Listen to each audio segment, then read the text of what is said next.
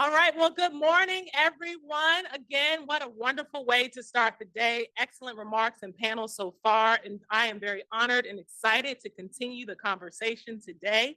I'm Dr. Bernadine Futrell. I'm the Deputy Assistant Secretary in our Office for Elementary and Secondary Education, and I lead our Equity and our Discretionary Grants program. And very excited to be it among many of us who are welcoming you all to the Department of Education today. And I am very pleased to introduce our first session of the Supporting State Action to Advance the Educator Professions National Capstone Event. This session will focus on educator diversity. At the U.S. Department of Education, educator diversity is not just a priority, it is essential to creating skills and creating high quality, equitable educational opportunities for every student.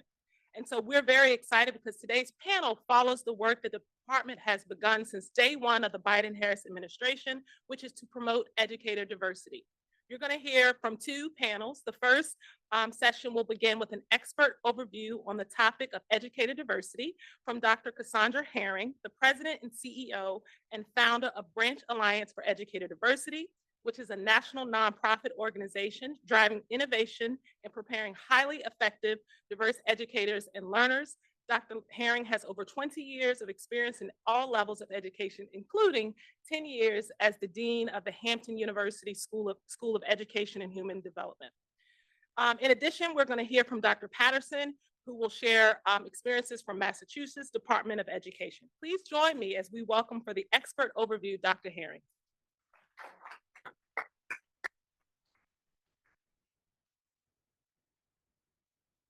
Thank you so much. It's truly an honor to be with you today to talk about a topic, of course, that is near and dear to my heart, educator diversity. And I thought one way to sort of structure this overview is truly with 5 facts and 1 challenge that we can visit together.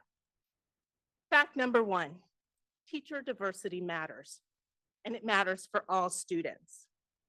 What we know is that having diverse educators in our classrooms really benefits all learners, not just students of color, but all learners, and helps them prepare to be successful in a heterogeneous society. We know that the lack of educator diversity continues to perpetuate inequities in our classroom. And more importantly, students of color, when they have teachers of color, earn higher test scores, have higher college going rates, higher matriculation rates, higher school attendance rates, et cetera. We also know that experiences with counter-stereotypical others, authority leaders like teachers, like principals, helps to build sort of cultural dexterity and reduce prejudice responses to others. So truly, educator diversity matters for all of America's children. This quote from the Shaker Institute said that while there is reason to believe that Black, Hispanic, and American Indian students would be the greatest beneficiaries of a diverse teaching force, there is evidence that all students and our democracy at large would benefit from a teaching workforce that reflects the full diversity of the population of our country. So that brings me to fact number 2. Too few of our students have access to diverse educators. If we look at the diversity gap, and these numbers can be updated to show 51% of American school children are children of color, the current data is about 24% of our teaching workforce are from those same racial and ethnic groups. This is the severity of the gap if you look across our country, and this data comes from the National Center for Teacher Quality.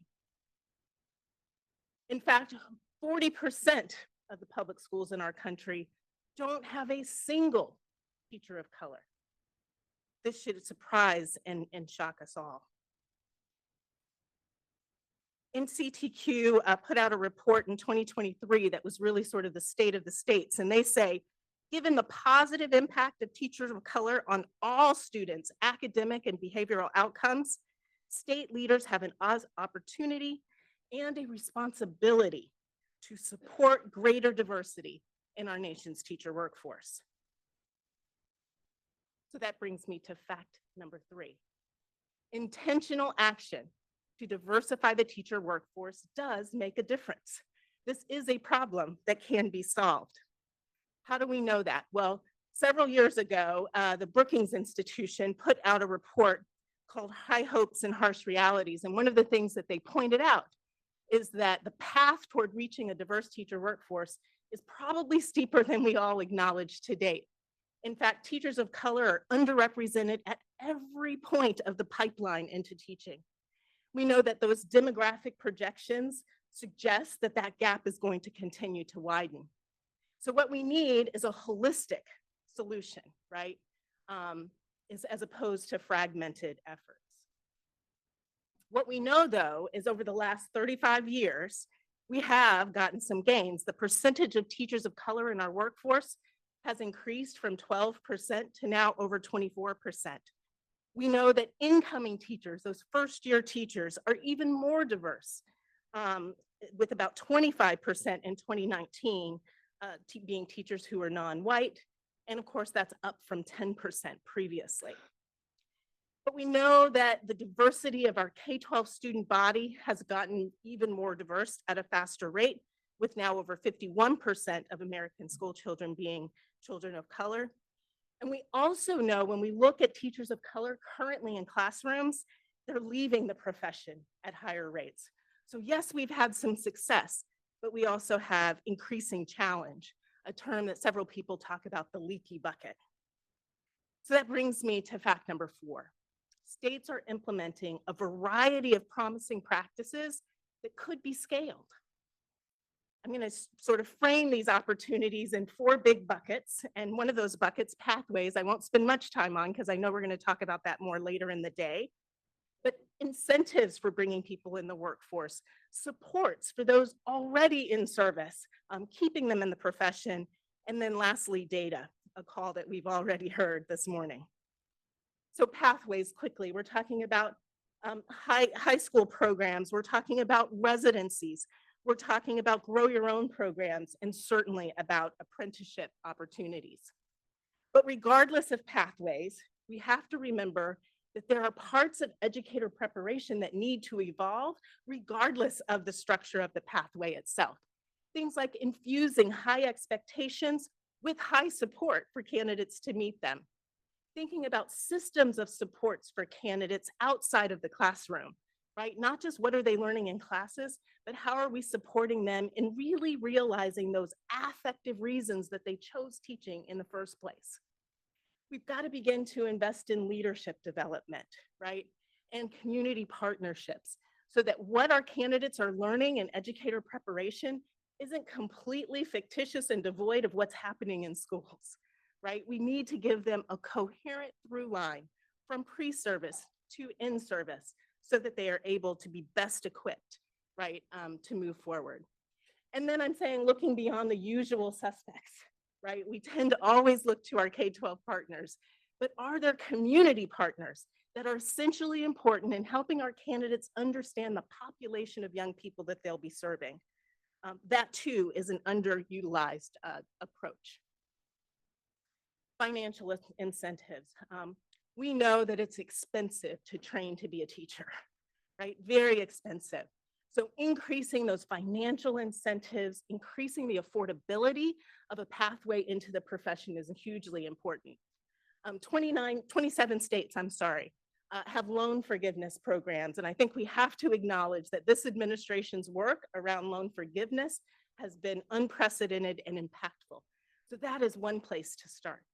Another place, though, is making loans not necessary, increasing scholarships and other financial incentives so that our candidates don't have to take out the number of loans that they have in the past. Over 34 of our states have scholarship programs, and 17 of those 34 have special incentives around diversifying the teacher workforce. And then we can also address affordability in a earning while you learn sort of scenario. And here I'm talking about things like stipends for residencies or registered apprenticeship programs that come along with a salary. Earning while you learn, again, is another way that we can approach and address affordability. Last but not least, I'll talk about those in-service educators in terms of these supports that we need to be providing, particularly for those teachers of color. In 2021, or since 2021, states explicitly working to recruit diverse educators spent about $343 million on retention initiatives.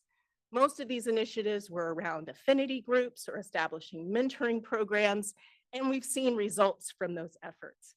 What we haven't really talked about yet is school climate, leaning in around principal leadership development.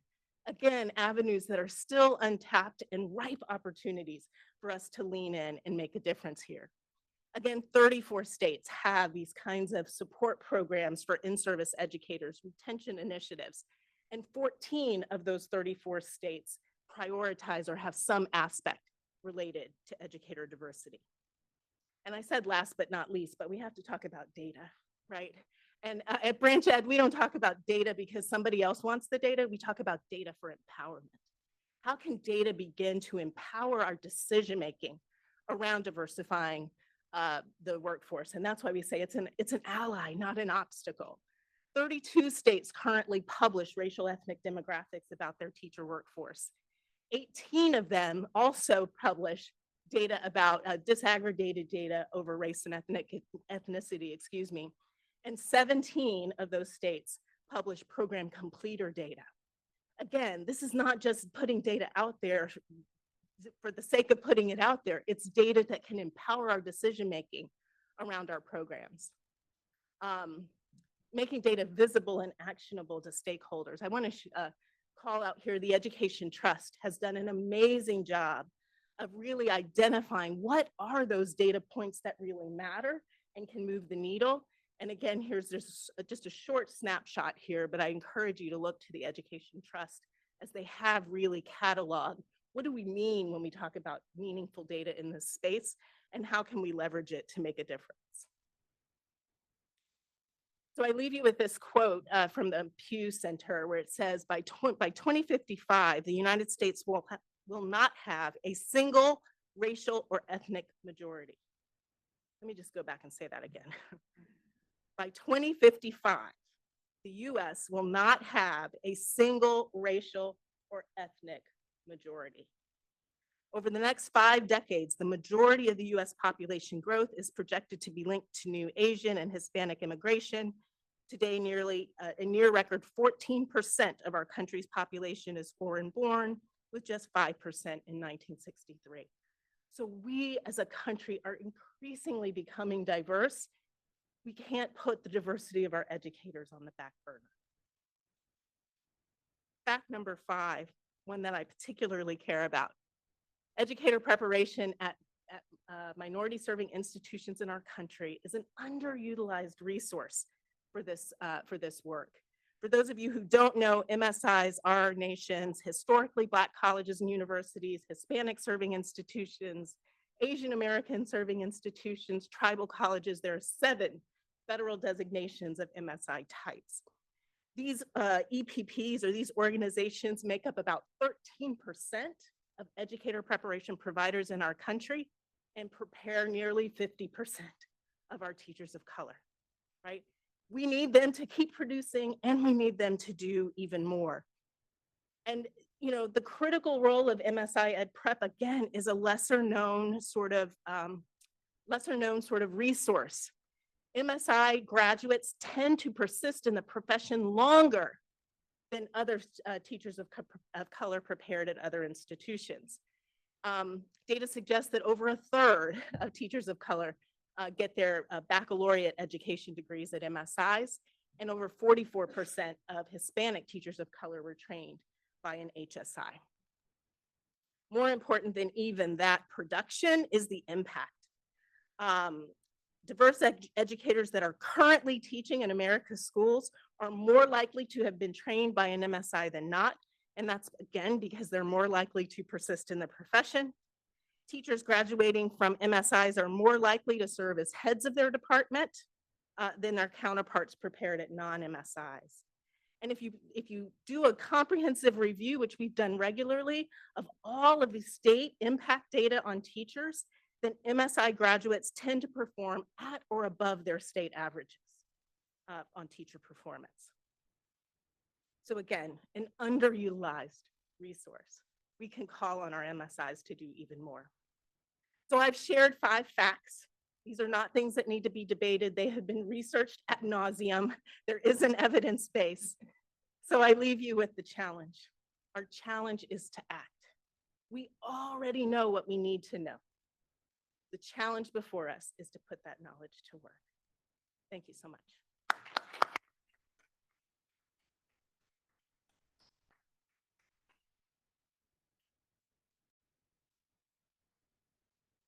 Good morning, everyone.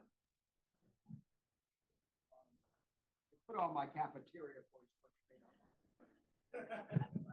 Can you hear me now? Great. First of all, I want to let you know that I'm Darcy Fernandez from Massachusetts. And nothing against my colleague from Chicago. I was actually excited that you use your name because I love you.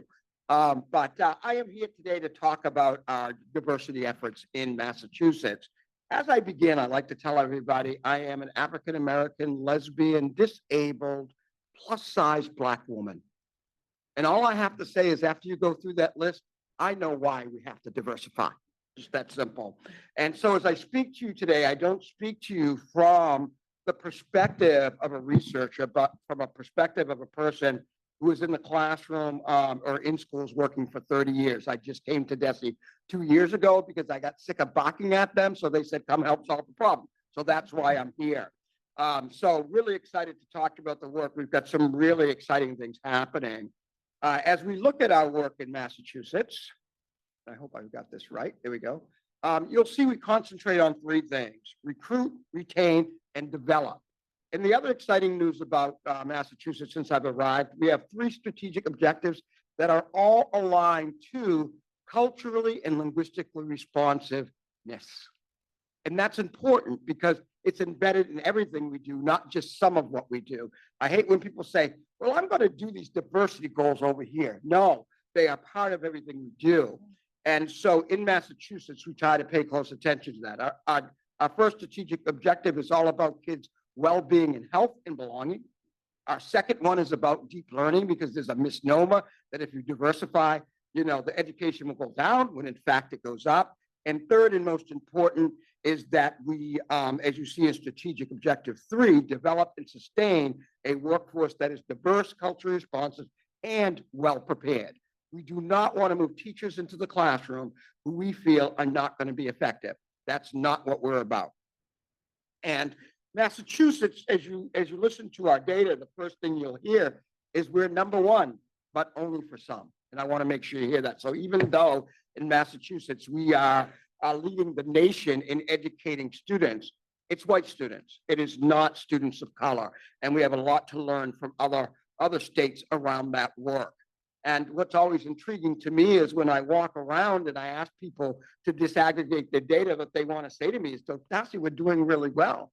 But I'll tell you, some of our most economically stable communities have some of the lowest scores when it comes to diverse students. And we have to push the agenda to say it's not okay to say they can be left behind. It's not. So we have a strategy in the way in which we work with all of our programs.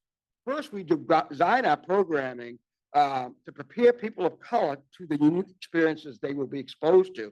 And my distinguished colleague talked about that, right? You can't assume training a person of color the way in which you train others is going to work. They are going to go into environments where, in fact, they're going to face racism, all kind of isms. And if you are not preparing them for that, they will not be successful. That's why you're seeing after 3 years, those teachers are dropping off and running out of the profession because they're going into hostile environments. You have to change that. We have to build educators of color through allyship and affinity. And it's like you wrote my speech today, right? It's so important. I work with superintendents of color across Massachusetts every single month. And I hear stories that horrify me. And I have to tell them, but we can do it. Let me see what I can do to help. We're doing that now for principals. We're doing that now for our teachers. It's critical. Build the capacity of schools to design strategies that focus on equity. We can't come from it on just one side. We can't just say our teachers of color have to take on all the burdens. We have to get the schools to understand they have to change the way in which they work. When somebody comes in and says to you, hey, I've been a person of color forever. Here's some things I know about our Black students. And people say, no, we don't want to listen to you, even though the data shows they're not successful. It's a problem. So we're focusing on that as well.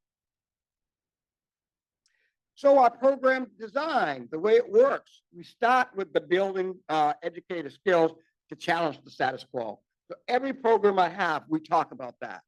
They have to be able to act as if they are anti-racist. They have to be in a situation where they're willing to create allies to support the agenda they're going to. And third, and most importantly, as you said, they have to be able to act on it. It's not any good if I send you in and you're not willing to act, but you're only talking in theory. Okay? So we talk about the embedding of equity into a strategy, not a separate, but part of the strategic objectives within the school. Prepare for resistance and loss. When you are telling someone they have to change, they have a sense of loss. You've got to talk to people about that. You've got to support them through that loss.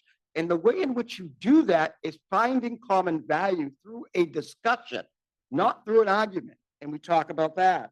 And then create safe spaces to be able to make corrections and retry. So we actually have people try things we're asking them to do in a safe way. And then we discuss it as they go through it. What worked, what didn't, how can you change that for the next time around? So an example I'll give you, we have a Partners in Equity conference, and all of our fellows who are interested in becoming superintendents actually present at that conference about equity initiatives they've done in their schools, and they talk about what's worked and what hasn't. So that when they get into the superintendency, hopefully they've tried things and they know how to navigate the politics of it all in order to be successful and survive. We also put in place in Massachusetts safe spaces for our people. So we have affinity groups for our superintendents of color. We have affinity groups for our principals of color. We are now going to be putting in affinity groups for our teachers of color across Massachusetts.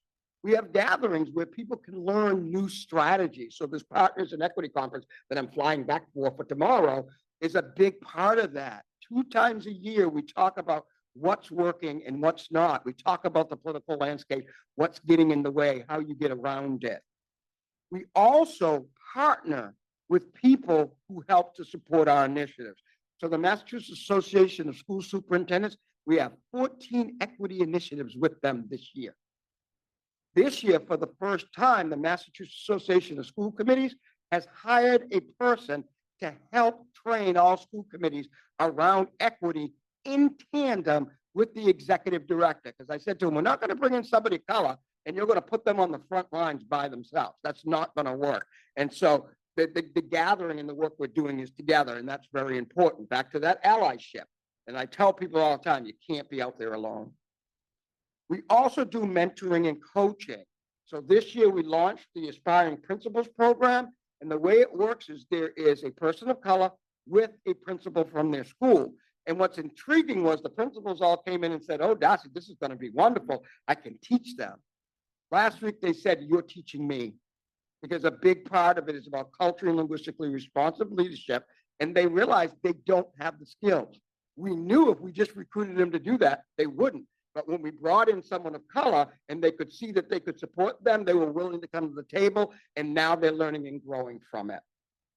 Our superintendents all are coaches that are in our piece, and we're launching for the first time a registered teachers apprentice program, and thank all the states who have led before us, but ours is a diversity program. That is the distinct difference.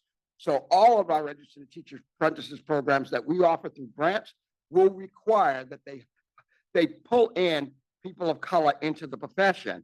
And as part of that, there's 2 things that we'll be doing. One, we will be training all the mentors in culturally and linguistically responsive leadership, as well as how to support a person of color and be their ally. Secondly, all of the teacher apprentices will have a affinity space in which to go to, where we will hire somebody to work directly with them, because we know, again, a lot of them are going into spaces that don't look like them.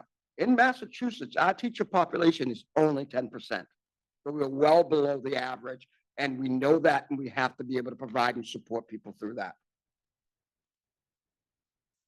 So in building capacity, we have some programs that I want to talk to you about. First is Equity in Action.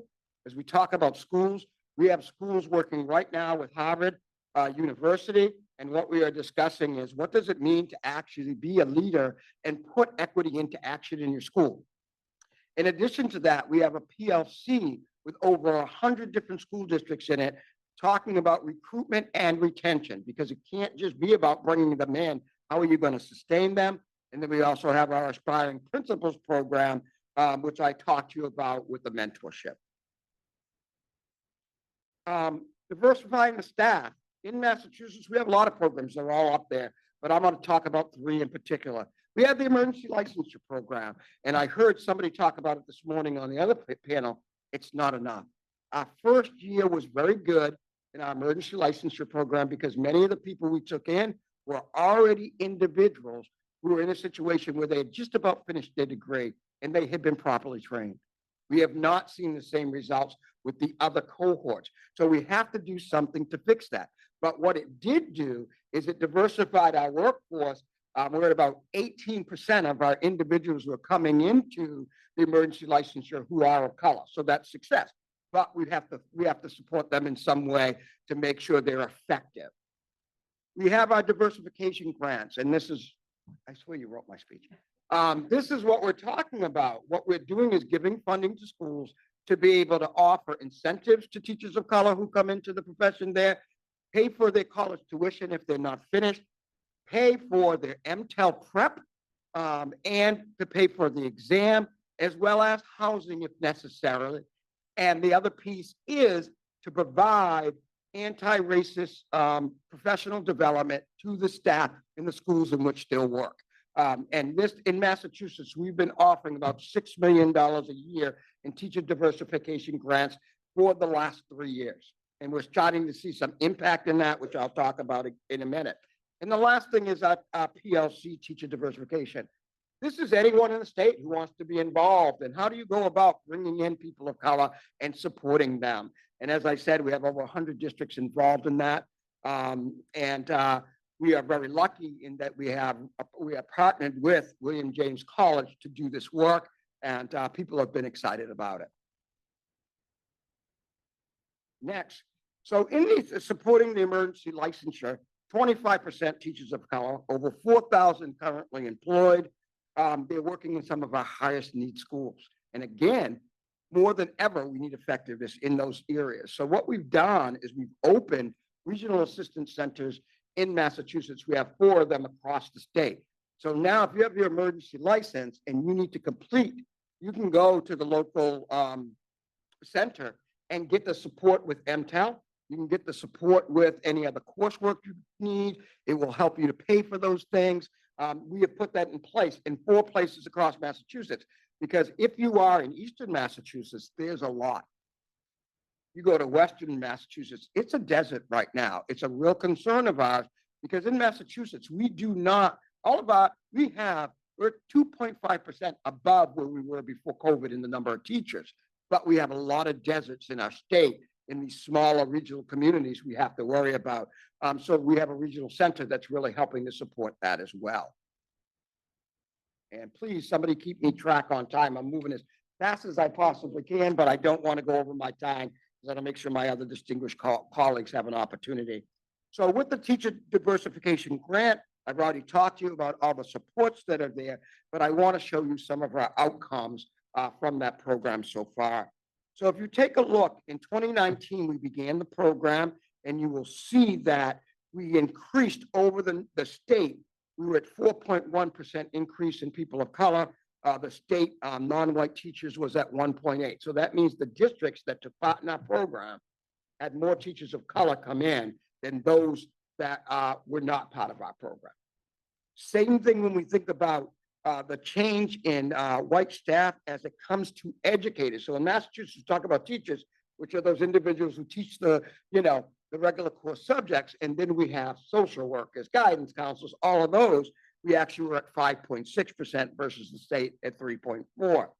In 2020, we had a difficult time because of COVID Our numbers dropped dramatically in the numbers we were serving, but you can see in 2022, again, we started the process of going up 1.7 versus 0.4 in the state, in educators 2.2 to 1.1. We now have a research company coming in to give us the rest of our data for the last 2 years. So stay tuned, but we're really excited about what we see so far. In our PLCs, I'm just saying you can read this when you'd like. It will be posted on the website, is my understanding. But this takes you through the theory of action that we use for the PLCs when we work with those districts, and how it's important. One of the major focuses: data, data, data. But please take a look at that. Thank you. I've got 5 minutes left. I'm moving right along. But again, in results, if you take a look at the results that we have here, you will see that again, in the last couple of years, 2019 and 2020, those districts that took part in our PLCs outran the ones who did not. And we're still seeing that in our current data that we started in 2022. And you can see overall, we're getting more and more districts in to be part of the PLC as we move along. We then have to retain staff. Again, that BIPOC affinity groups are so important. I can't say enough for it. During those spaces, people get to be their true selves, talk about what their struggles are, and get advice from their peers who have been through similar things. We also, as I said, the culturally responsive leadership curriculum, very important, and coming soon, the affinity spaces. So what have been our results in this? Since fiscal year 2019, the state has seen a 28% increase in racially and ethnically diverse teachers, and a 140% increase in the number of superintendents of color in our state. So we are seeing that our efforts are working, and we can't say enough about that. So as we move forward, some of the other things for the developing landscape, we are looking at equity in action. I already talked about internal DESE. I want you to hear this. We have to do the work just like the schools. So we internally at DESE are giving professional development to our staff on culturally and linguistically responsiveness. Interesting enough, they're actually looking at case studies of racism that is happening in schools and how to respond and act. So no longer can we sit back, hear it, and just act like we didn't hear it. We've got to be able to respond. So we're looking internally as well as externally in the work. And then again, our partnership with MASS has been outstanding. When you have the state's Massachusetts Association of School Superintendents sitting in front of you, and they tell you this is important, you listen, right? And especially when the majority of our people are white, who are superintendents in Massachusetts, we are only at 8% superintendents of color in Massachusetts. So I'll end with this. This is our graph that shows what's going on in Massachusetts. You will see we have 47% students of color. That's the top line. The second line, interesting enough, these are our charter schools. 32% of our charter school leaders are of color. We are using them as an example to pull in too, to get certified to become superintendents, because we have many more in the charter school system than we do in our regular system. The next line, all educators, we're now at 14.9%, which was originally at 10.5. Next line you look at is teachers. We started out at 8.2, we're up to 10.5. And then you can see for our superintendents, we started at 3.5. I was in that 3.5. There were only 7 of us of color when I started as superintendent in Massachusetts. We are now at 8.4. So our work, we are seeing some success. Is because we pay attention to data consistently, and I've got the peace sign, so that means I have to be quiet here in a minute. And no, don't be offended. I appreciate it because I could talk forever. So as I close, what I would say to you is this work is unbelievably important. I tell everybody every day, it's about the kids in the classroom. When I taught, and I taught for 15 years before I left the classroom, it was my love. And it was my love because I had every single type of child you can think of. I was the inclusion classroom for disability. I was the inclusion classroom for our behavior room. I was also the classroom for kids who needed reading support and other needs. And I will tell you, I went in there every day with vigor and said, I'm going to give them everything I have. and they've succeeded. And I'm telling you, if we do the same thing here in the United States, we will see a huge difference. But we have to go beyond talking about it, and we actually have to act. And right now, we have to be more courageous than ever. Thank you very much. Thank you. Let's thank our two wonderful speakers. Darcy, thank you. And Dr. Herring, thank you for your remarks. At this time, we have a few moments. We would be happy to take questions from the audience, or I believe there's a way to get questions from online as well. So there's two microphones in the aisle. So please make your way. Happy to answer. Well, I will direct the questions to the panel. And as you're making your way up and as we're getting those questions, again, I want to thank you both for your comments and your remarks. And it's not, surprising that there was a lot of overlap as Dr. Herring began her conversation with saying that these are the facts, evidence-based.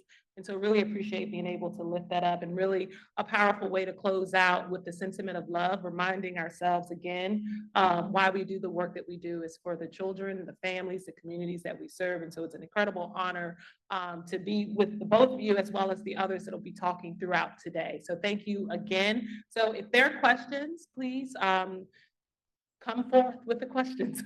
Thank you. Good morning. We can start. If you want to say your name, and if you want to direct to either panelist, feel free, or I can direct it as well. Thank you. Good morning.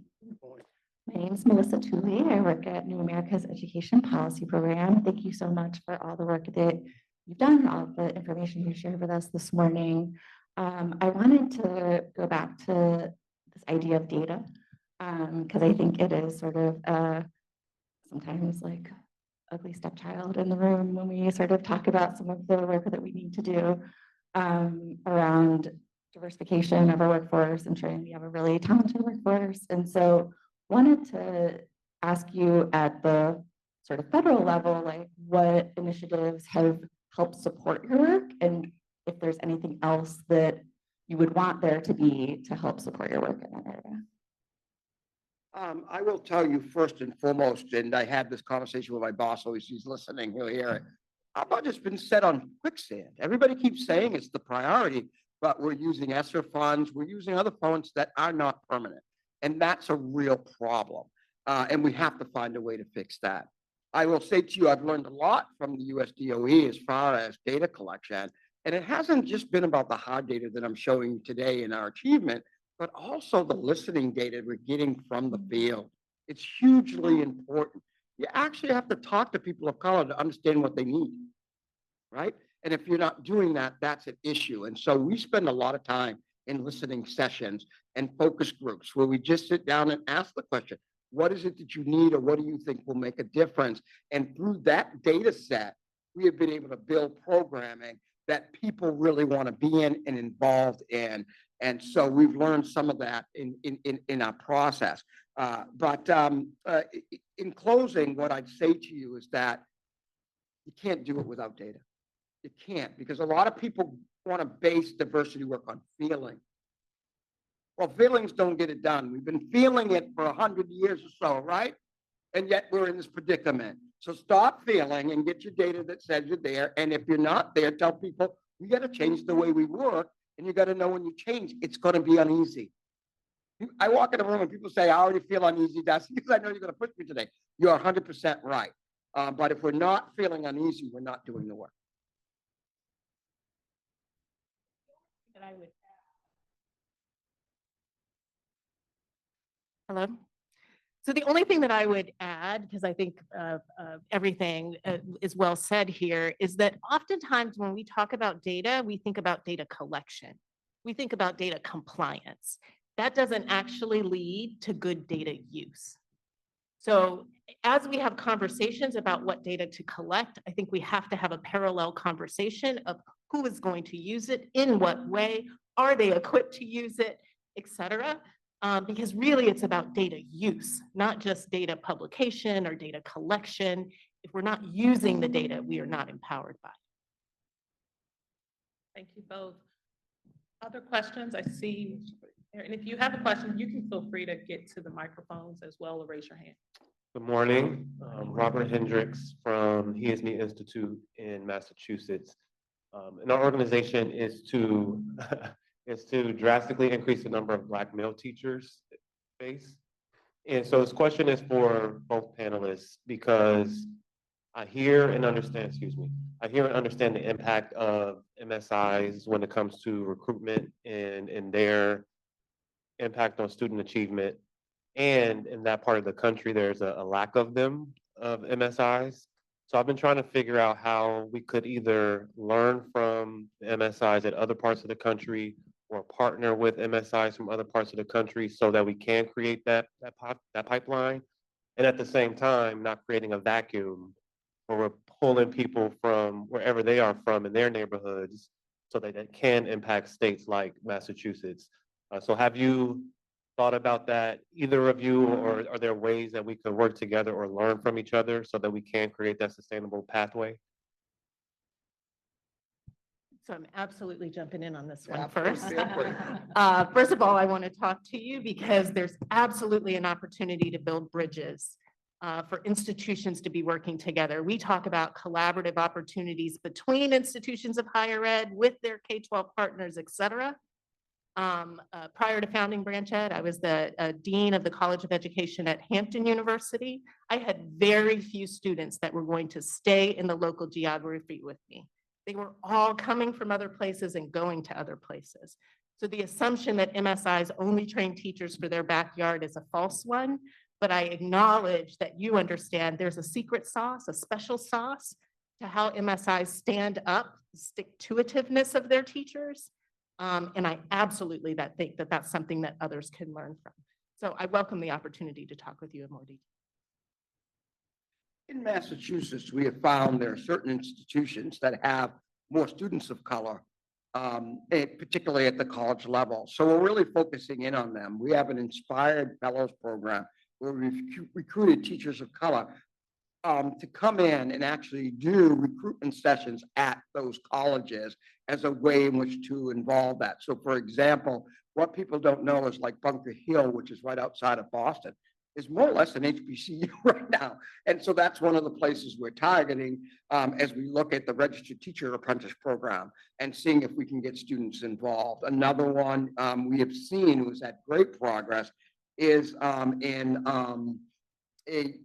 one of our state universities, where University of Lowell, what we are seeing is they started this process before we did.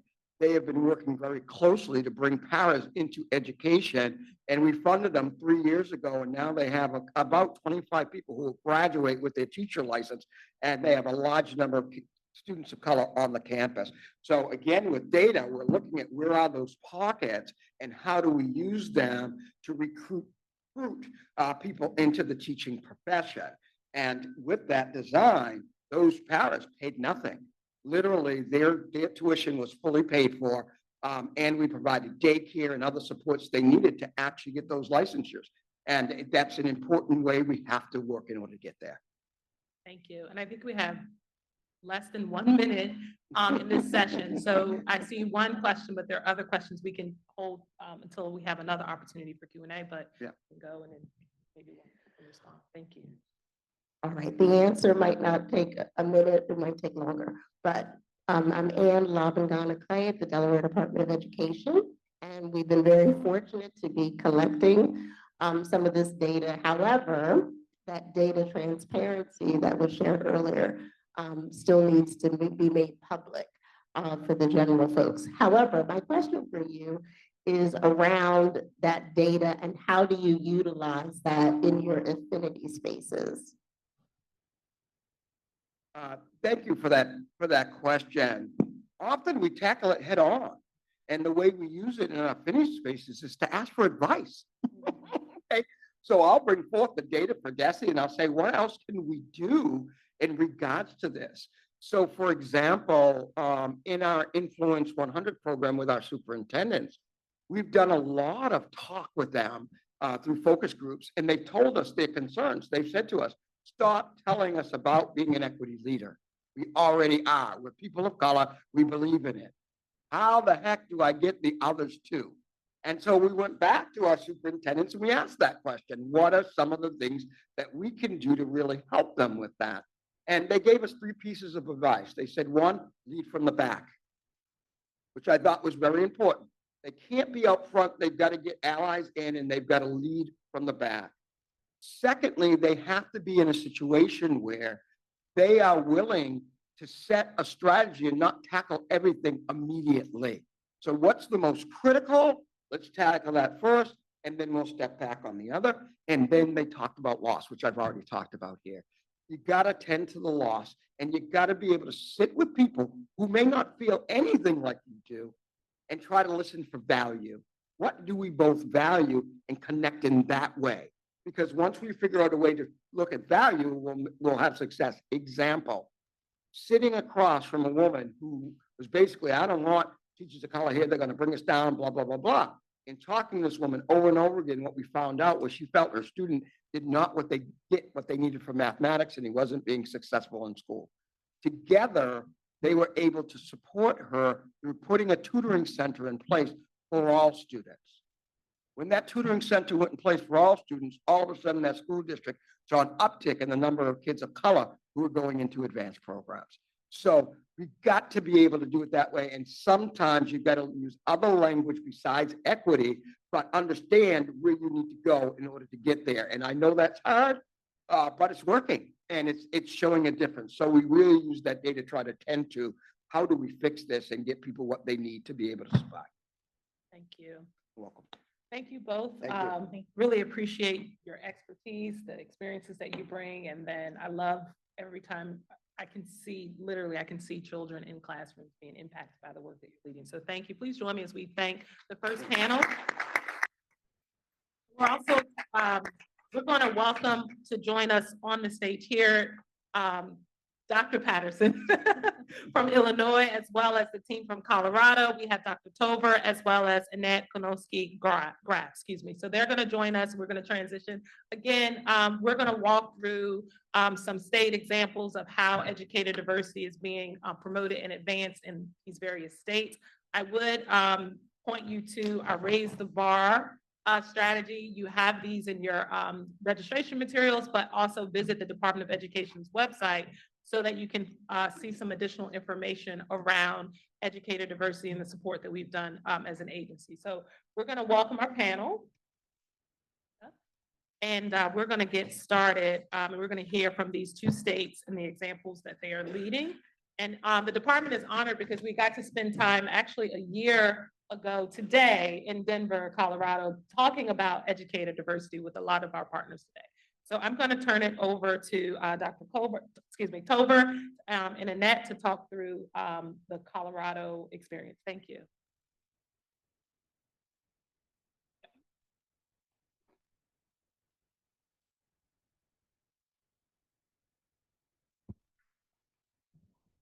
Good morning. Am I on? Yes. All right. Buenos dias. My name is Dr. Margarita Tovar. It's a pleasure to be here today, especially to share the stage with Annette, who is one of our most valuable partners in the work that we're doing in Colorado.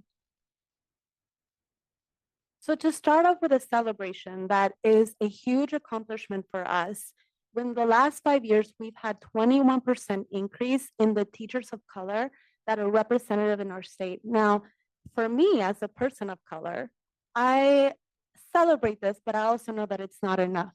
And so I hope that today you get to learn some of the strategy that is going behind our goals, but also that we have the opportunity to reflect. And I'm already learning so much from my colleagues that are here this morning on how we can make that number even better. So in Colorado, some of the context that's important to highlight is that we function under what is considered local control. And so what that does is it uniquely positions us to work with our policymakers to ensure that we have policies that support our local education agencies.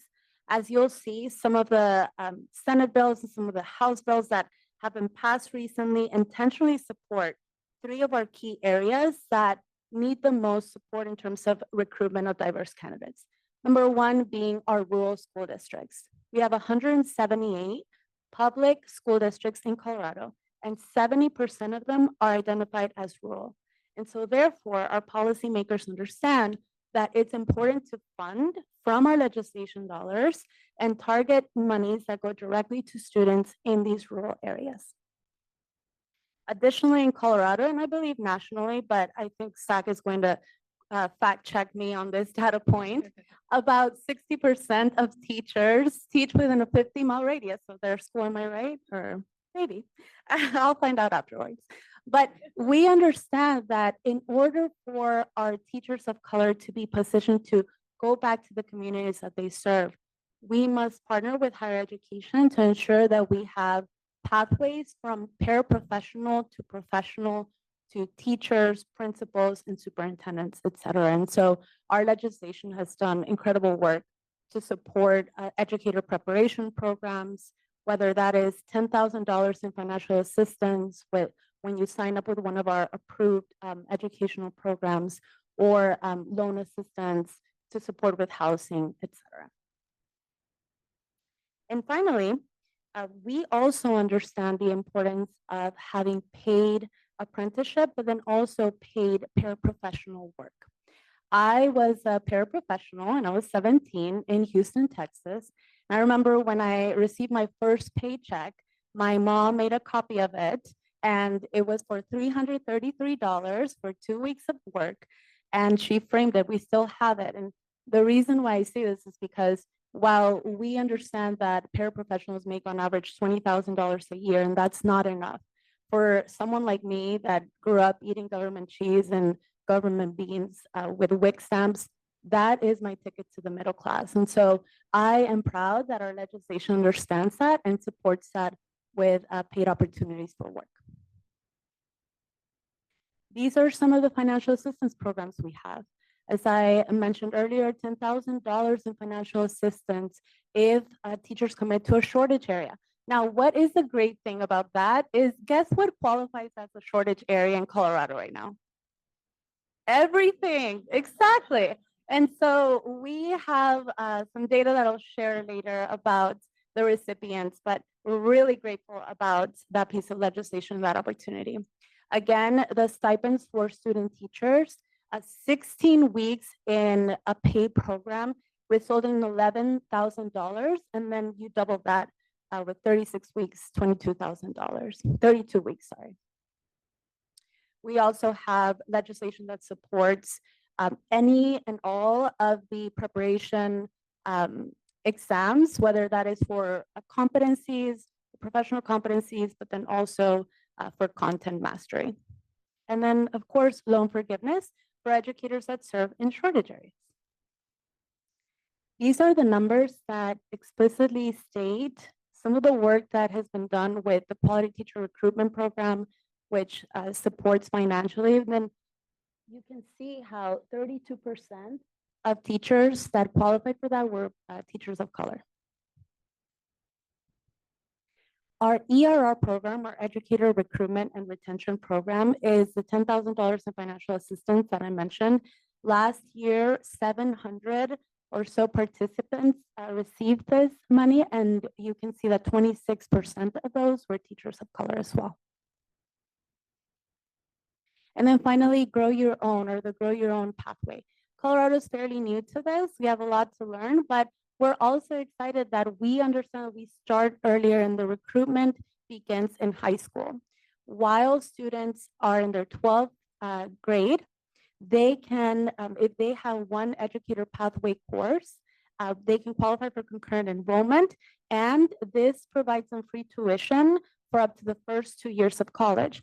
Now, again, in Colorado, we're uniquely positioned that we have Governor Polis, who also signed the Colorado Promise, which ensures that students that live in poverty or households that live in poverty also get an associate's degree free of cost. And so we have everything in place that supports us, a pro-public school board at the state level, and then obviously our pro-public governor and legislation. This year is our first year that we have our State Board of Education approved teacher apprenticeship programs. And so we are kicking that off. We have local education agencies that already have grow your own pathways in their high schools, but we want to formalize that, and we have worked with the Department of Labor side by side to ensure that our programs are registered, and we are happy to come back and report some more of that data next year. We wanted to highlight our urban area works because those are also important. CU Denver's Pathways for Diverse Educators with Next Gen and Aspire are two programs that are incredible, and they support whether that is from undergraduate teachers that might need some more skills and diversity, or even if they're not a person of color, but they are interested in serving locations of color, then they also get additional support. And then Aspire is Colorado's largest alternative licensure program. This program has licensed more than 2,500 Colorado educators through online availabilities, which we know is also critical, especially when we are trying to get folks from other areas, not just Denver, to come and support our schools. And then finally, CU Denver's Pathways for Diverse Educators has a lot of fun acronyms: T-PREP, P-TEACH, and P-TAP. We're running out of acronyms soon, but all of these programs support the pathways into teaching. Finally, I will close my portion of my presentation. Really grateful that we are looking at data as an ally, as a tool to inform our legislation, because as I mentioned, we're not transparent with our numbers. There is no way to act. And so we have various tools available on our website that are indicative of some of the highlights in our local education agencies, but then also some of the areas of need. Our most recent survey for learning conditions demonstrated that 42% of our teachers believe that they don't have enough time to complete the duties and tasks that are assigned to them, and also that they are not adequately compensated. And so these two data points are available for anyone to look at, but then also to support in this need that we have. And now hand it over to Annette.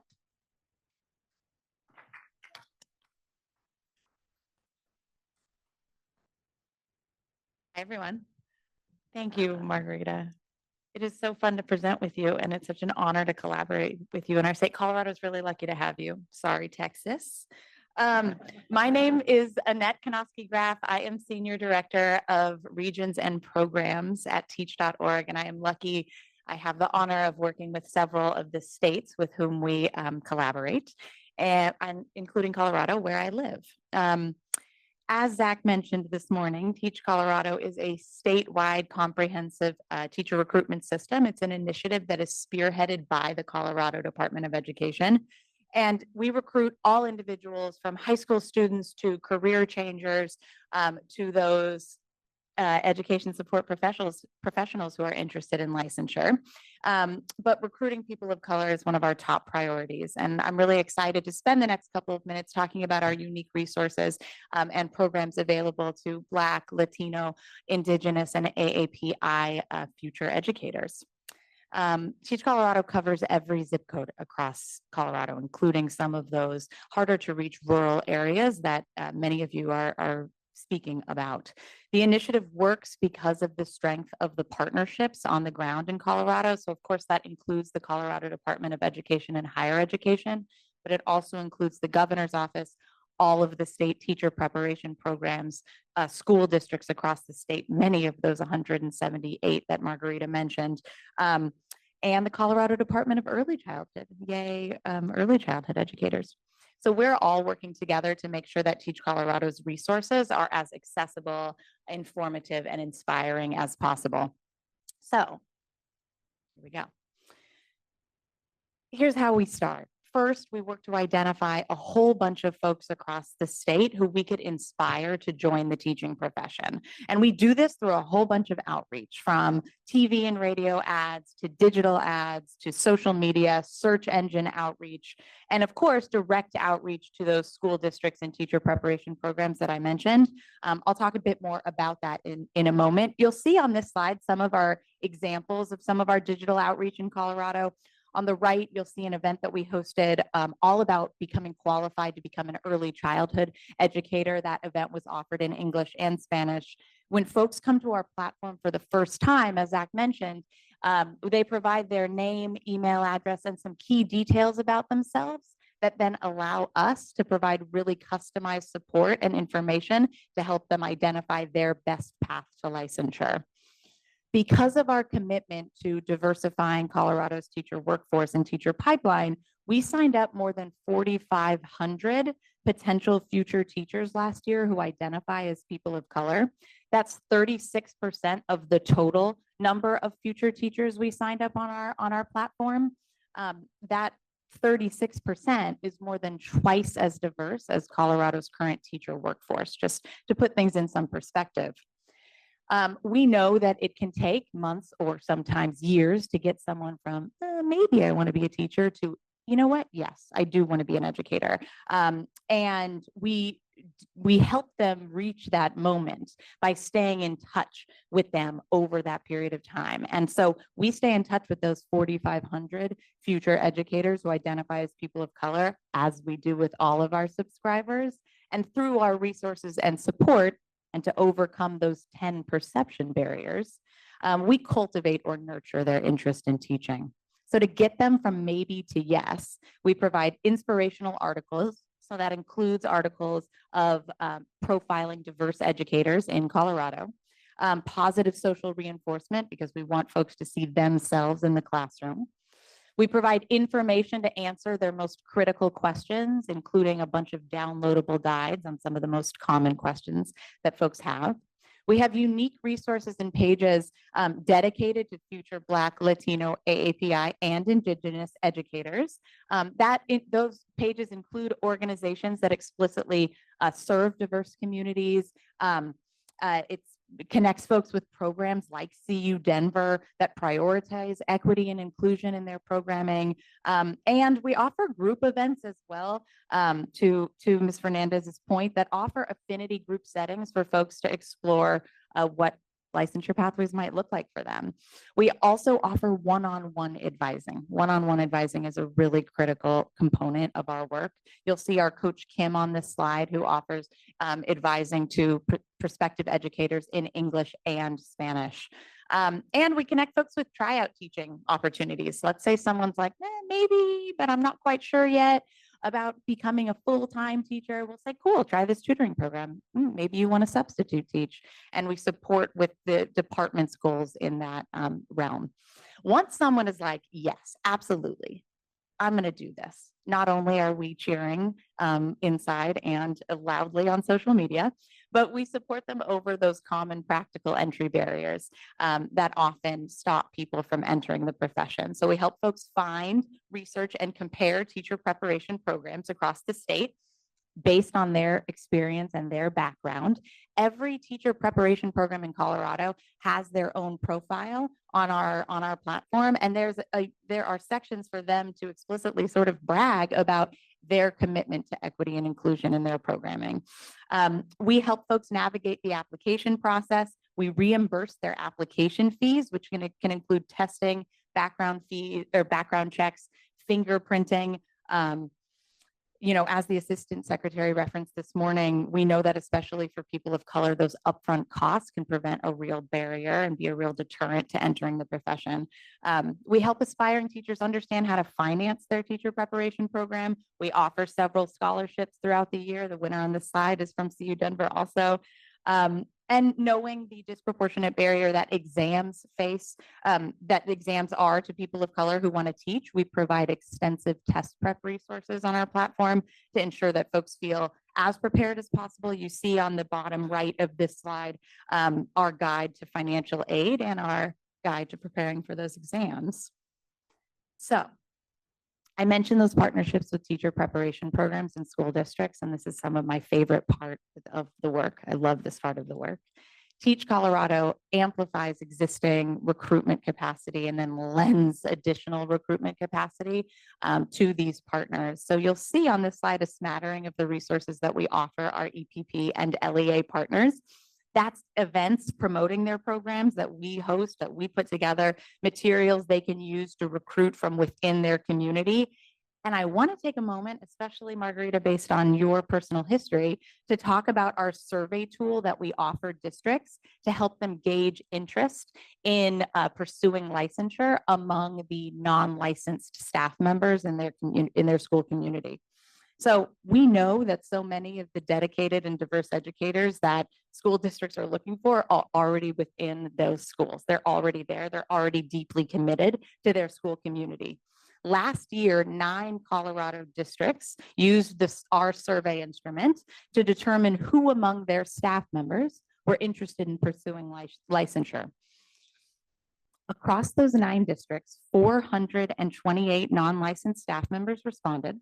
90% expressed some to significant interest in pursuing licensure.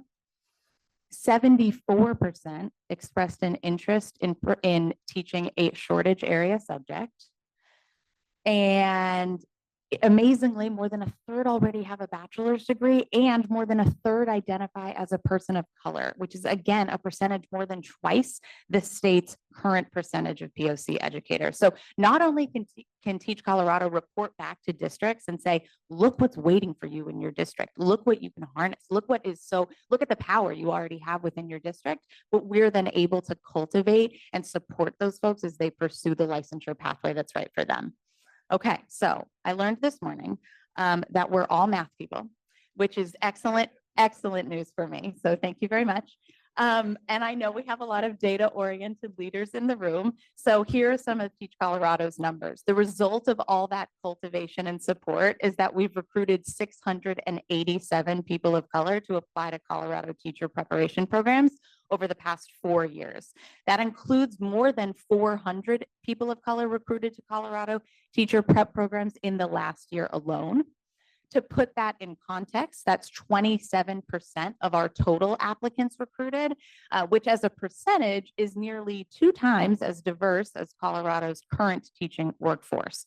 Across Colorado, including all teacher preparation programs, 600 people of color complete a teacher preparation program each year. So Teach Colorado is significantly boosting that number as a share of the total teacher preparation program participants in the state. And finally, we are proud of how cost effective this initiative has been. We're down to $590 per recruit in Colorado, extremely low compared to other recruitment efforts across the country. And none of it would be possible without the partnership that we have, without like the close collaboration we have with the Colorado Department of Education. So Margarita, we're so grateful and so excited to work with you in this. And do you want to just do the last slide from your chair so you don't have to stand up again? Because I don't want to make you do that. As y'all know, the work isn't done. So to close us out, Margarita is going to tell us about the next frontier. We didn't plan having a podium. So. Yeah, no, thank you. Very exciting. And so, as I mentioned, 21% is to be celebrated, but it's not enough. And the next frontier of this is one, we're very excited that Teach Colorado has a campaign focused for Black teachers, but then also for Latino teachers.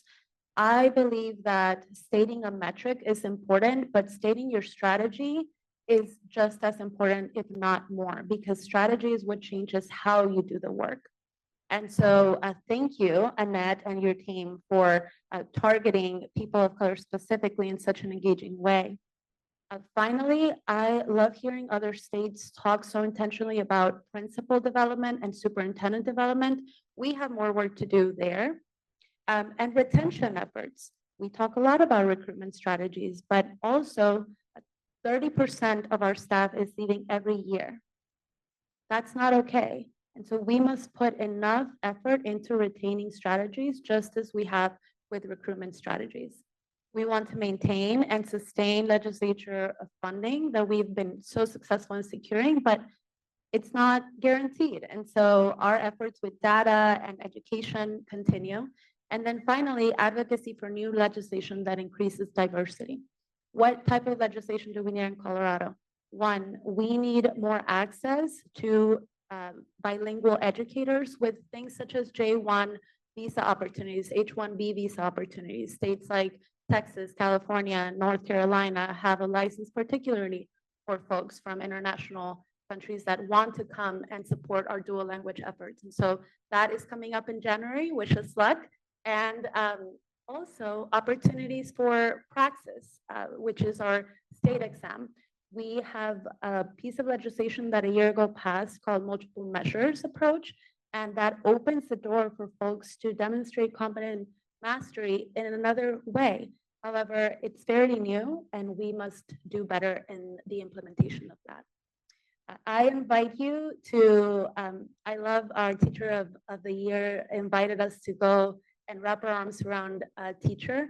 I invite you to wrap around your arms around a potential educator. Today, we are all recruiters, not just Annette and the wonderful teach.org organization, but we all have the power from our seats to tap into and see potential in our future educators. And so thank you for your time today. Let's thank the team from Colorado, and then we're going to welcome, we welcome Dr. Patterson from Illinois. She's going to share more. I also want to just do another round of applause for the Colorado team as she comes up. And I hope everyone has accepted well your new job of recruiting, because I think we all can share and do that together. Over to you, Dr. Patterson. Thank you so much. Good morning, everyone. So I did this presentation this summer in Illinois, and my wonderful colleague from Massachusetts, Darcy, motivated me to go back a little bit and change it. So after I saw Darcy, who came to our wonderful state, I was like, I need to do something different. So here we go. I am Dr. Kamako Patterson. I have the pleasure of being the Chief of Staff for the Illinois State Board of Education. You're going to hear me reference it as ISB. That's just our acronym for it. We also have a ton of acronyms. So here I am. 2011, I had the pleasure of serving, well, I was recruited to become a superintendent. I remember that first year saying, I have been bamboozled. Wow. Who told me? Family, friends, everybody was like, this is for you. You can do it. And I was thinking, what in the world have I done? I did that for 12 years, and I actually had a wonderful district in the suburbs. And so I know when we think suburbs, we think, wow, how awesome, right? Not to be in an urban area, not necessarily so. Prairie Hills was 80% African-American, roughly about 2,500 students. The enrollment kind of changed. We had 2% Caucasian, roughly about 12% Hispanic, and 95% low income. So diversity, equity, and inclusion are not new concepts for me. I stayed there for 12 years. The state soup, Dr. Tony Sanders gave me a call and said, would you like to join me at the state board? And after I had already been bamboozled, I said, sure, why not? And here I am. So we have framed this work a little differently. I was responsible for spearheading our strategic plan this past year. And so I wanted to come and speak about diversity from the aspect of our vision, our mission, and what we intend to do. So the strategic plan, we have incorporated both internal and external goals, and equity is embedded in them. And so I just wanted to be really purposeful and intentional about ensuring that we're really clear. So here's our mission. I'm not going to read it to you, but you'll notice that we're going to talk a lot about each and every child. The three major goals for our strategic plan are embedded in student learning, learning conditions, and elevating educators. This is our equity statement.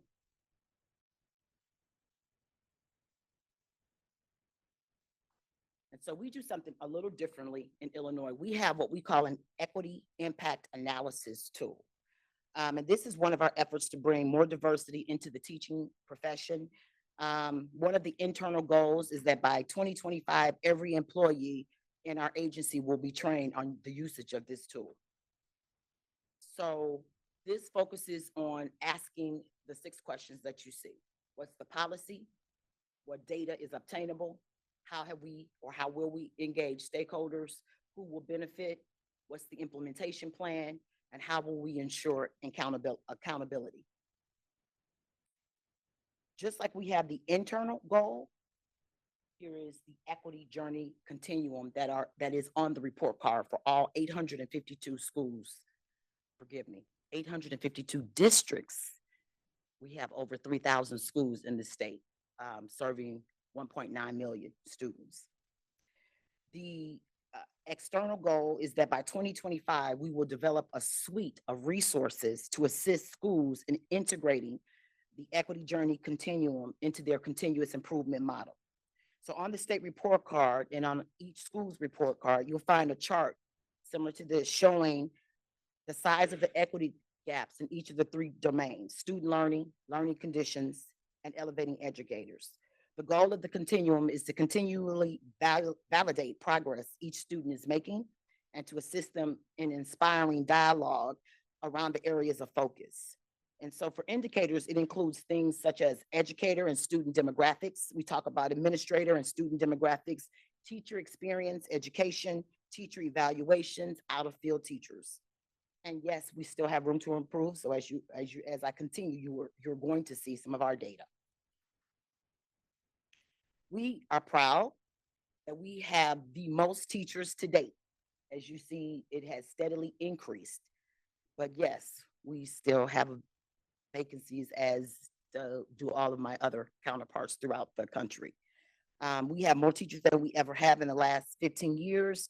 And it started in 2017 when we started enacting school funding reform. So I do remember this time period. We now do what is called evidence-based funding, which is probably a more equitable way to fund the districts. But prior to that, they were playing the game that some people play with their credit cards.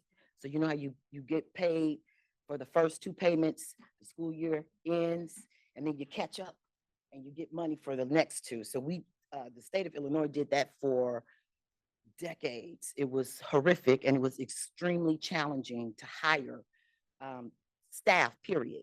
It was difficult to fund programs, especially for those districts similar to mine that were the neediest. And so I'm glad to see that we've changed that. So we have invested in a robust portfolio. So for some reason, okay, I'm getting tongue-tied. So we have invested in a robust portfolio of teacher recruitment and retention initiatives. And it's slow, but it's occurring, but not at the pace that we would like. So as you can see from this screen, that we have seen our Hispanic teachers increase from 2018 to 2024 by 3 points, but we still need to do better. And of course, the majority of our teaching population is Caucasian. We have the lowest retention for our Black teachers, which is, for me personally, a challenge. And one that I have kind of jumped into because I don't know if you can tell that similar to my counterpart, Darcy, I tend to be rather vocal.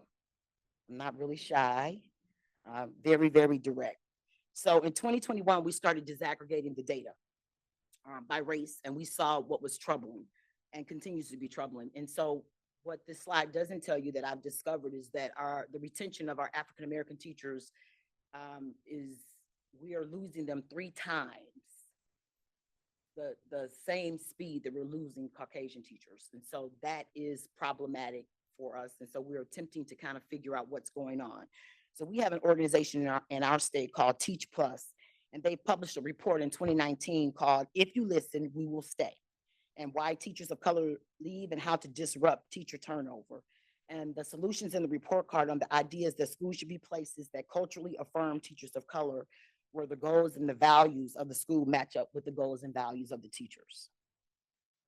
So we also have affinity groups for teachers of color that I'm very excited about, bringing teachers of color and regional groups together to identify and address local issues. So we partnered with Teach Plus and one of our regional offices of education to launch the affinity groups.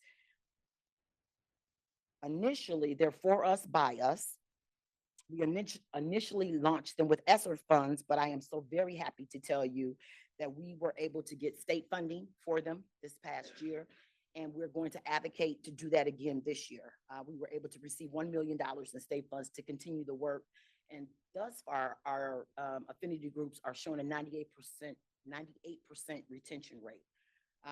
In FY23, we had 45 groups serving 577 educators in 60 districts.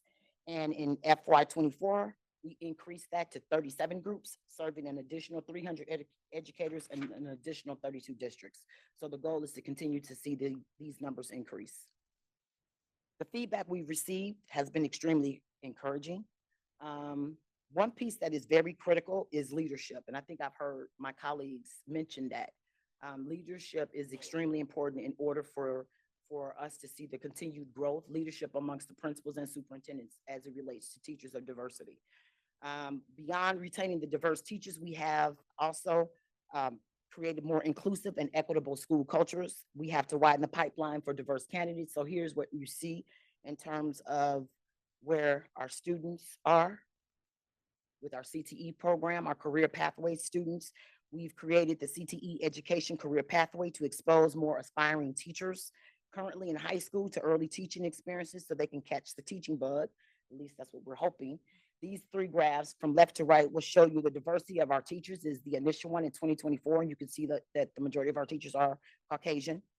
You can see this in the second graph, the majority of our students are not. They are students of color. And then in the third one, though, you see that we're kind of making some headway in attracting our students of color to wanting to go into the profession. And we received an additional $10 million for that. Let me go back for just one second. We have put an additional $10 million into the CTE program just to ensure that the education career pathways continues. And so those are competitive grants that the district, more than 200 districts have received those funds. We also collect data from our education preparation programs, as you can see. We saw that 27% of newly enrolled teacher prep students identified as people of color, but by graduation, the percentage of people actually completing the program dropped to 18%. The first part of the effort that we've done is the Illinois Educator Preparation Profile, which launched in December 2020 and increased our transparency around educator preparation program data. And as you can see on the slides, we've already seen significant improvement in our diverse candidate pool from 2019 to 2020. And forgive me, I've not looked at you at all. Okay, thank goodness, because I can just sit up here and I'm staring at everyone but my timekeeper. So we've also started a marketing campaign, $6 million marketing campaign. The answer is teaching. Our goal is to support statewide teacher recruitment efforts through a multimedia marketing campaign. We have ads on billboards, radio, digital, streaming in English as well as Spanish. We were very, very excited that we received over 6,000 inquiries to date for this from prospective candidates.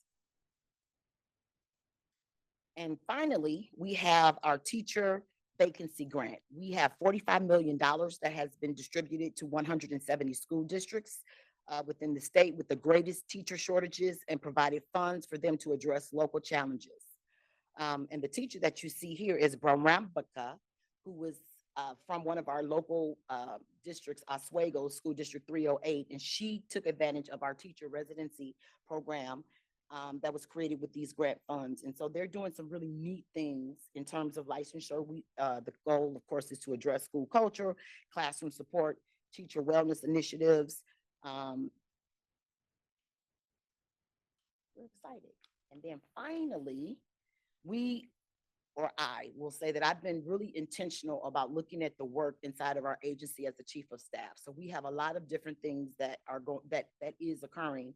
And so we wanted to talk about them. So we've got the Equity Symposium, we've got Equity Book Studies, we have monthly Heroes Flyers, we've got monthly Equity Lunch and Learns, employee resource groups. And we're doing all of this in an effort to ensure that the agency actually is walking the talk. We talk a lot about equity. We're talking about the importance of it. And so it's important for us that the 852 districts that we service actually see the work occurring internally. So Rebecca Peterson made a comment this morning and she said, rebellious hope on display. And I sat there and said, yes, because I am a rebel.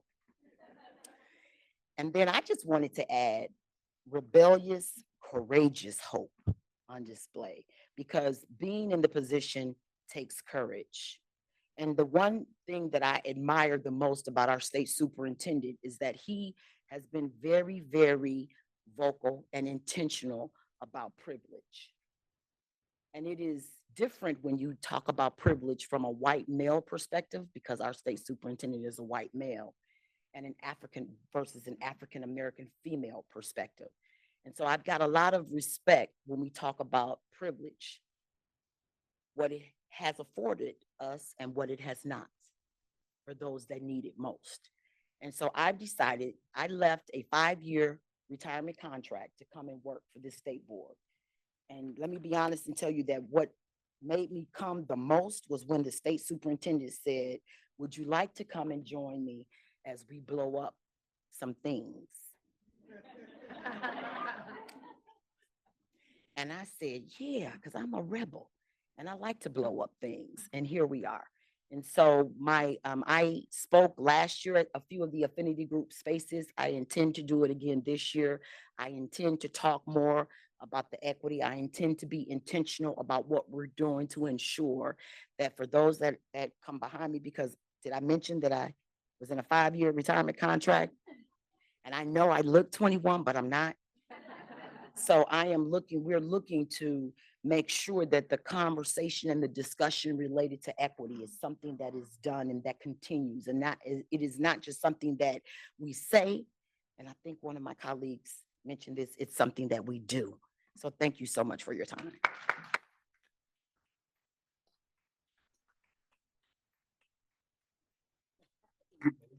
Wonderful. As we prepare to take questions, again, want to thank this panel, both panels, for the courageous leadership and the conversations that you've sparked today. So if you have any questions, please raise your hand. We can kind of bring a mic to you. If you're near a mic, feel free to just jump on in. We're going to take some time. I see one question coming. And again, thank you all so very much for your comments. Hi, I'm Jessie. I'm Jessie Stad. I'm with the Educator Registered Apprenticeship Intermediary. It's funded by the U.S.DOL to help promote registered apprenticeship across the country. Could you talk a little bit about how you see registered apprenticeship playing a role in expanding the diversity and access to teaching, specifically in your states?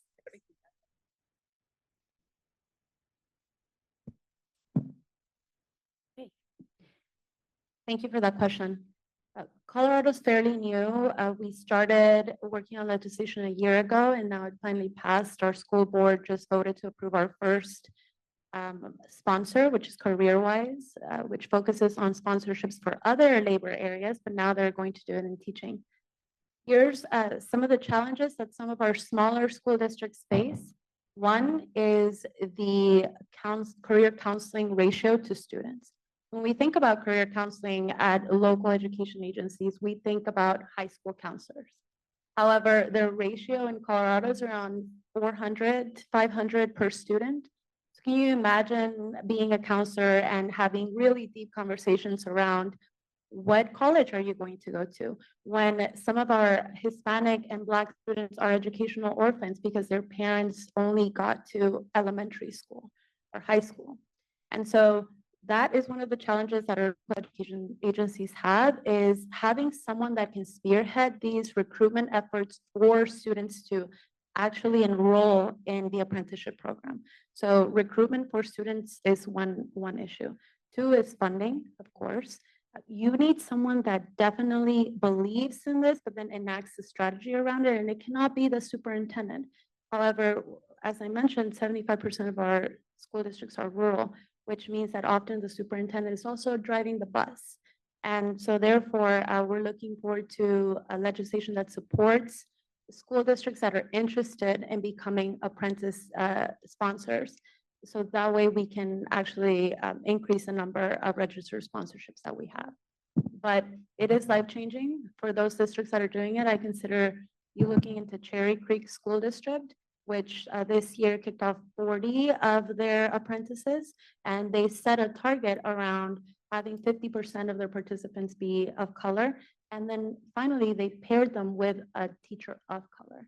We understand the importance of racial representation with mentorship opportunities as well, and they're a great school district to look into. So we have the $10 million in our CTE program that I mentioned, which is our pathway that we utilize for our students. Roughly in about 200 of the 852 districts, funding for us will be a challenge, but it is one of the programs that we're most proud of and that we intend to be really focused on, I would say, and intentional about insisting that the funding continue. Other questions? Thank you for your question. Hello there. We can hear you. Okay. My name is Sarah Pinsky. I'm with the National Board for Professional Teaching Standards, and I had a question for our Colorado friends, especially keen in on what Margarita closed with, which is the importance of investing in retention efforts to protect all the investments that your state has made in recruitment.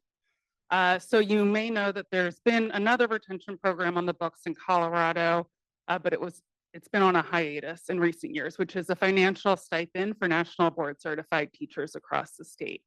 The second piece of this policy also has an increased incentive for board certified teachers who are in targeted high need schools. So you're targeting those schools that often have higher rates of turnover and also have more diverse staff. This program hasn't been funded since the pandemic, and I was wondering if you could speak to whether reviving this program would be aligned with your other recruitment and retention initiatives. Yes, it is.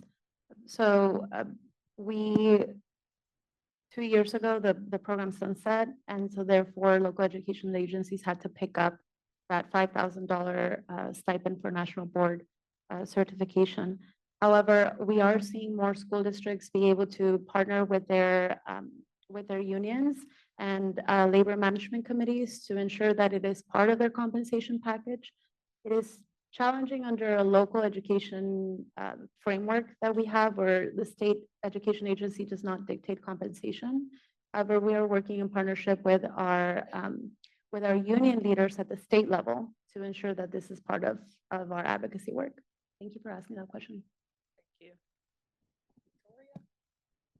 Thank you so much. I have a few, I've been manning the chat, so we have a few questions coming in on the chat, and they were actually directed towards the previous panel. So I really welcome Dr. Herring and Darcy to jump in, but also I don't doubt that you all up at the current panel might be able to shed some light on these two issues. So the first one is, this was specifically for Darcy.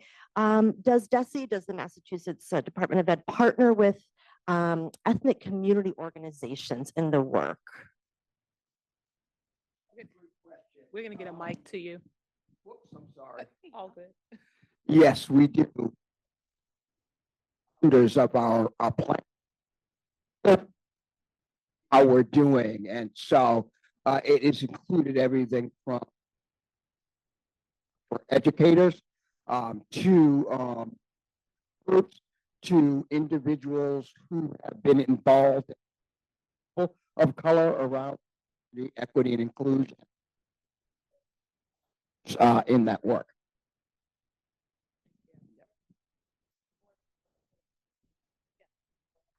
Thank you so much, Darcy. I know that's something that Dr. Herring mentioned as well, so maybe we can come back to that a little bit later in the day. And the second question is something that many of you have mentioned as well, that is affinity groups. And this is a question kind of around operationalizing affinity groups. And the question, and I should apologize, the previous question was Dr. Carol Kirkstead. And this current question is, on here, is Dana Wheeler. And she's asking about the frequency of affinity groups meeting. So maybe something kind of on the ground, it might vary, but do you have any insights into kind of how affinity groups can be So I know in operationalized? Illinois, they typically will meet every month. It really kind of depends upon the affinity group. I wanted to speak to that. I should have put this in my presentation. So I'm a member of the Illinois Association of School Administrators, which is our superintendent group. I stay in communication with the Illinois Principals Association, and I'm also a member of the Superintendent's Commission for the Study of Demographics and Diversity. And I mentioned those groups to say that what we've seen in Illinois, which may not be unlike other places, the creation of the affinity groups, there is some momentum, and then there are challenges that arise in those communities. And then the momentum that they had and the support that they had, they now step back away from them. So this is the discussion and the conversation that I know Dr. Herring mentioned about the importance of leadership. that is critical. If leadership doesn't support those affinity groups, then there is a challenge to their success. And that's what we're seeing. So we're trying to, and I think someone mentioned that, well, research shows that our system overall is better when we have more diversity. And so what we're trying to do, and one of the reasons why we're trying to continue the state funding for these affinity groups is to show that they matter and that we care and that it's a priority for us.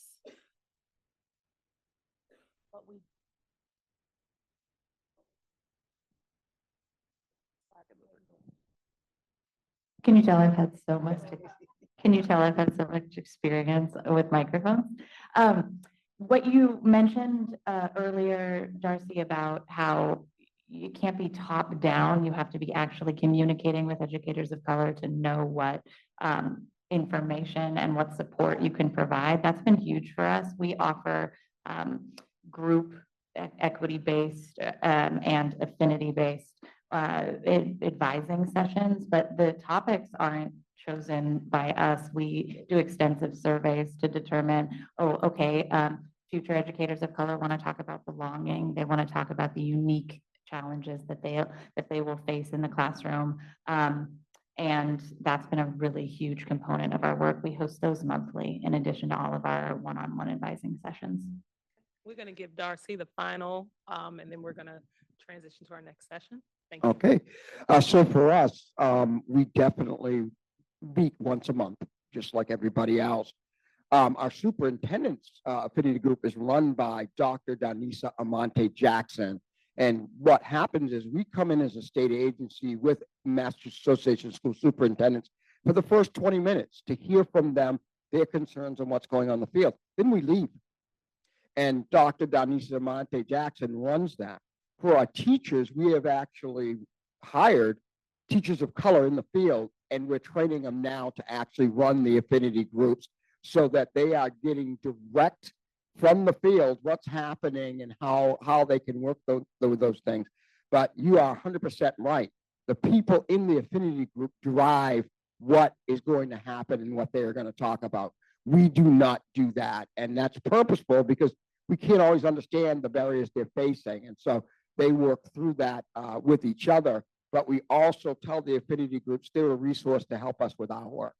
So we often send questions, ask them, and use that information again to develop our programming so that they see themselves as advocates for what's happening in Massachusetts. And then lastly, they all come together at our Partners in Equity Conference. And so for a lot of them, they're excited. Our Partners in Equity Conference, we require that 60% of the people be people of color. And we invite first all those individuals who are part of these spaces to join.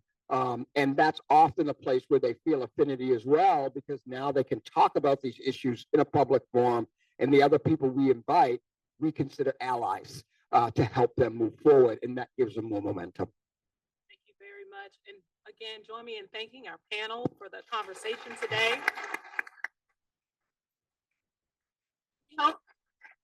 We hope that you enjoyed this conversation around educator diversity, that you picked some nuggets and some things that you can take and continue to think through how it applies to your setting and where you are. We also hope that while you're here today, you'll make connections and have continued conversations, because we know that we can always do more when we come together than what we could do on our own. So we're here together. So we hope that this session, as well as the others, continue to ignite change and impact children in our districts. Thank you so much. And with that, please welcome Nikki to the stage. Thank you.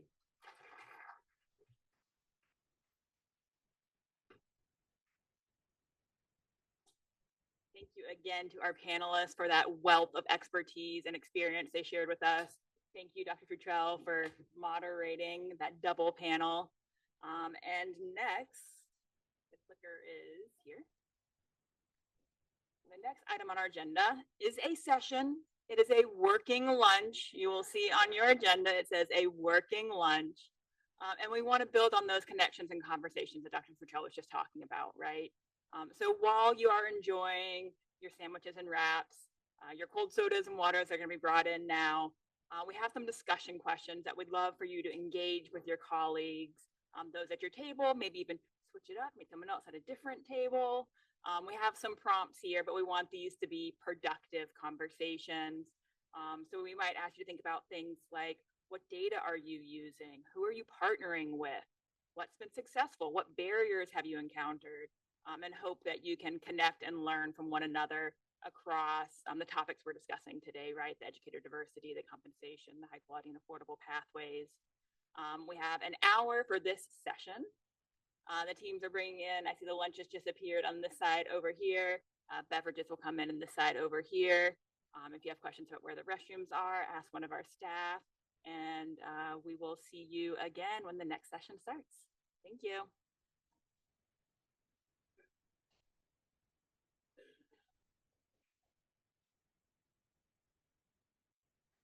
There will be fresh coffee coming as well.